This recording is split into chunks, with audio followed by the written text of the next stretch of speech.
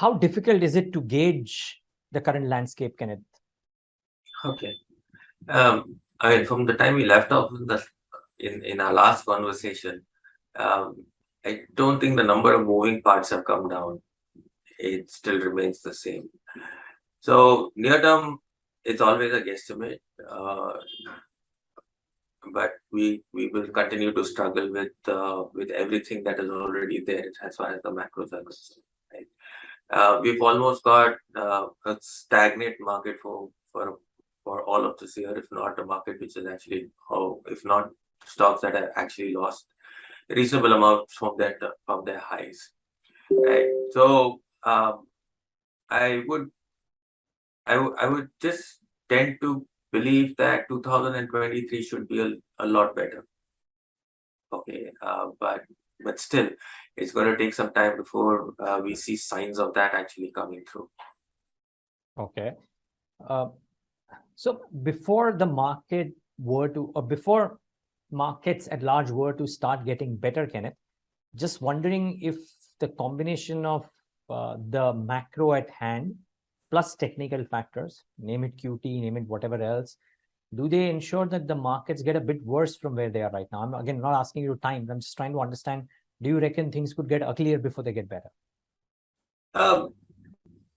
It depends upon how what you actually say ugly, because it's not going to be anywhere close to what you saw in 2020. Got it. Right, so it will just probably drift sideways or drift down. See the big change looking at the marketplace in 2022 compared to what we had in 2020 is that we completely defined what our downside in terms of numbers are. I mean, you take the worst scenario that happened in 2020, where we almost lost two quarters of turnover, right? And still post that, we've been able to deliver what we've done so far. So you defined the bottom of your earning cycle, and it's not going to go below that, right? From there, you have to figure out how much higher it would go.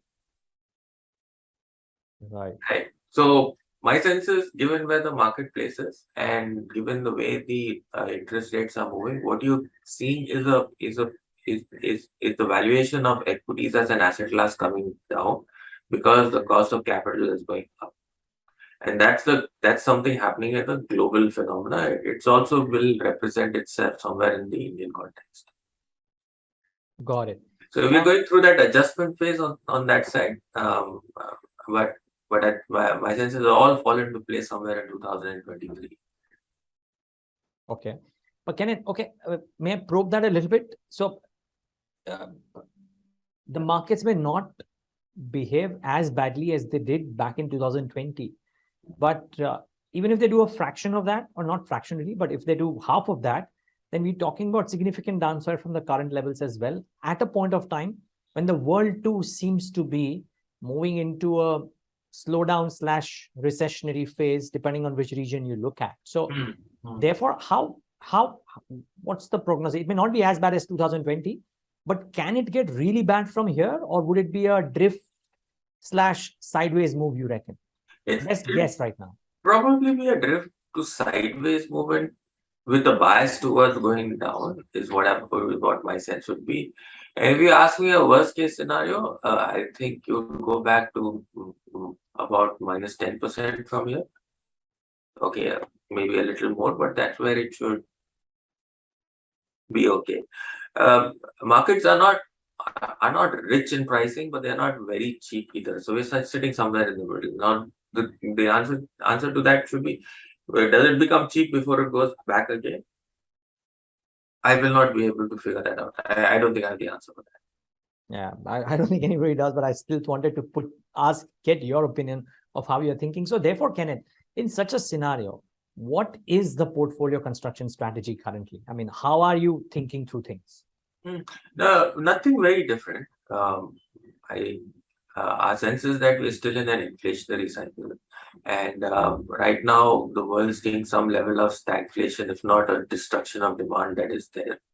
It also comes by the fact that a large part of the world, which is essentially the European Union, has to go through winters.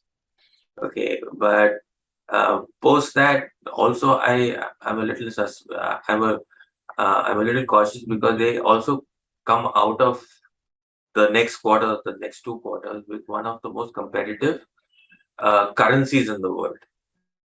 Okay, so the caveat to that is if they come through with one of the cheapest currencies in the world uh, and go into a manufacturing cycle or come back as far as the economy is concerned, um, they could rebuild the economy all over again, right? The US will do it because they got the strength of the dollar. The Europeans will do it because they have the weakness of the currency. So I sense that this is the two global engines that will start working, and that's where countries like us will necessarily have to find our way as to how do you feed into that part of that world, feed into that part of the economy. So this migration that you're seeing, China to India, Europe to India, we probably hit the cyclical hump this this quarter, which is the September to December quarter, September to December quarter, and maybe Jan and Feb will be also some very large exports going out of India, and a lot of companies benefiting. But that should be a cyclical high, because when manufacturing resumes with a weaker currency across the world, a lot of currencies are much weaker than us. You could see that shift going back again. So enjoy the cash flows for a quarter or two, but I'll be wary on the other side. Wow. And but yet I hear you say that 2023 will be better than 2022.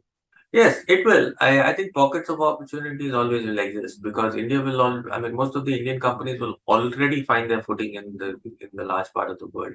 Our domestic economy you don't have a broad-based consumption that is going on out here. It's very infrastructure, government-related consumption that's taking place. Also, non-discretionary consumption is reasonably good.